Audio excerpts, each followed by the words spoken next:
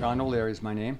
My name is Sherry Green. Hello, I'm Lily. Herb has a particular way of teaching. He uses humor. He gives a deep understanding. He approaches his students as equals. His books are amazing.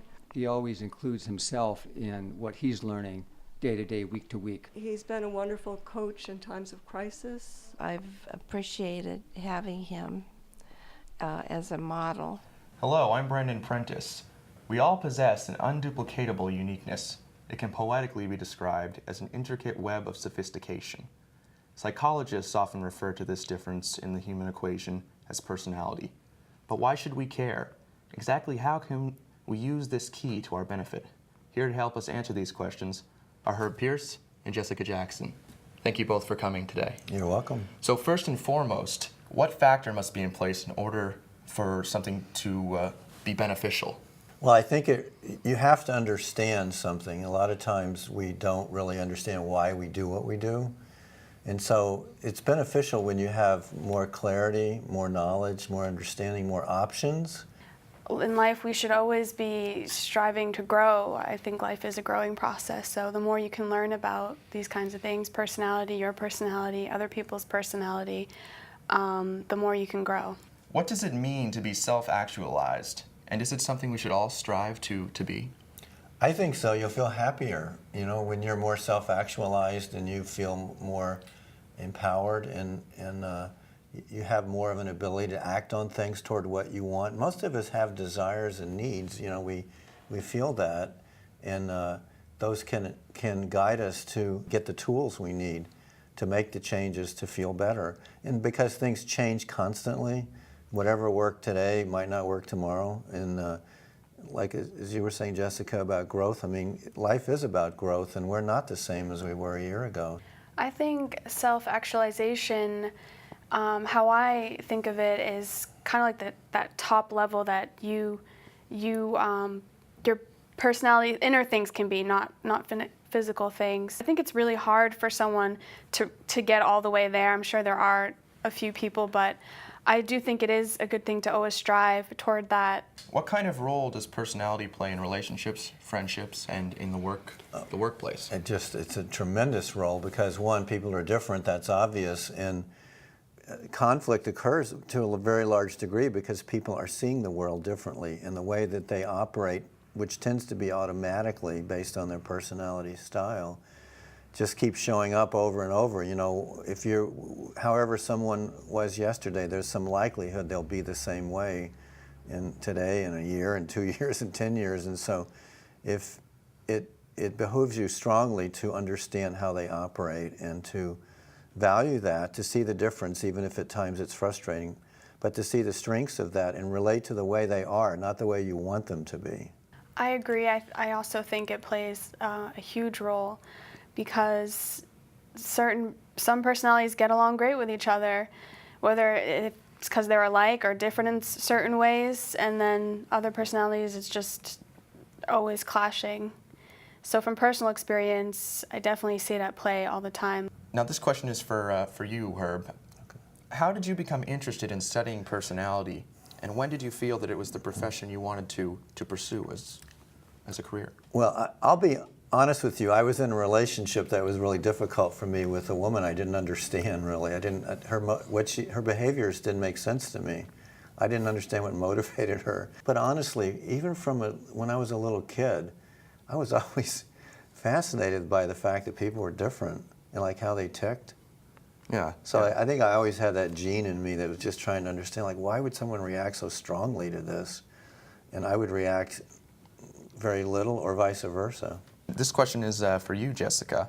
As a millennial, do you believe our generation has developed a common social flaw in personality? I think people just need to try harder in their relationships with their friends or their family or romantic relationships. I mean, I do feel like a lot of us are so distracted with our phones all the time, and it drives me nuts. So I think to eradicate it would just put more effort in speaking with people face to face, talking about, God forbid, your feelings every once in a while. How do you think we can communicate more effectively? And this is a question pose towards the both of you? Sure. I mean, again, I think just topping off on what you said, I think people should take bigger risk. You know, it's scary. I mean, I'm not naturally assertive, but I've learned to be, and I've learned to be a pretty big risk taker. And sometimes I'm shaking in my boots. Well, I don't wear boots, but I mean, I can be quite nervous. But I learned to take those risks, and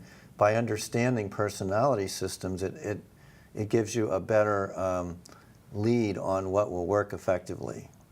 I think people should at least talk on the phone more if they can't talk about things in person. I think people should talk about their feelings more. I think they should blame if, like, let's say, you know, this is making me think of a book I just read, Difficult Conversations.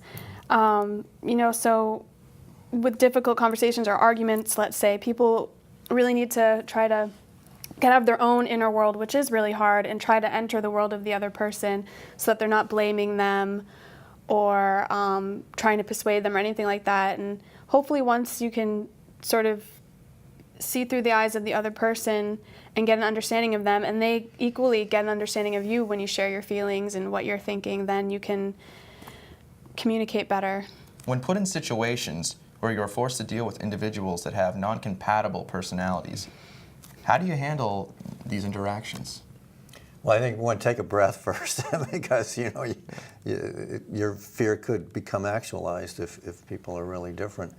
Sometimes I forward things, I say things in advance to try to make it better. For instance, if Test the waters a little bit. I test the waters, I might say, you know, it's a little difficult for me to say what I'm thinking, but I want to be honest with you, you know, in a way that's hopefully a bit congenial, or I'm concerned about this, but you know, it's important for me to share, or just expect that someone's going to have a reaction that I might not like, and just let it be okay. When you're interacting with someone really different from you, I think it's helpful to try to let the little things go that are bothering you about them or what they said or did, and only if it's something that's really, really bothering you, then you should be upfront and honest about it. And also, I think it's really important to just be yourself. How has your understanding of personality, and this is a deep question here, how has your understanding of personality affected your life in a whole? You know, my life is a lot better. I mean, I am so grateful I went in this direction, because I think the reason I went in this direction is because I was feeling a lot of stress, at times panic and anxiety about, particularly about conflict. And so making this choice to understand and study and work with personality has given me the understanding and confidence to what to expect and what's probable. So it's relaxed me a lot, and I think it's helped me in terms of my own personal growth to become stronger, clearer, more focused, more action-oriented. Things that were not terribly native to me or weren't as, you know, basic to me as they are now. I'm still trying to figure out my personality. I feel like I have so many different things going on with my personality, a little bit of, like, even opposite things. Like, I can be this or I can be that. Sometimes it just depends. So I'm still trying to figure it out and incorporate it all into one whole. If you could give just one piece of advice to anyone interested in the topic of personality, what would it be? I mean, I'm going to, you know, study personality systems. I mean, I'm a little prejudiced here, but the Enneagram, Myers-Briggs, there's many great systems to understand how people operate as a tendency. All these things are limited because people are very complicated. No system ever explains someone totally, but it can really help calm a person down to understand and not, you know, just not be reactive all the time. Like, why did they do that? I don't get it. It's all understandable. The more you understand yourself, the more you can understand others. That's what I believe in.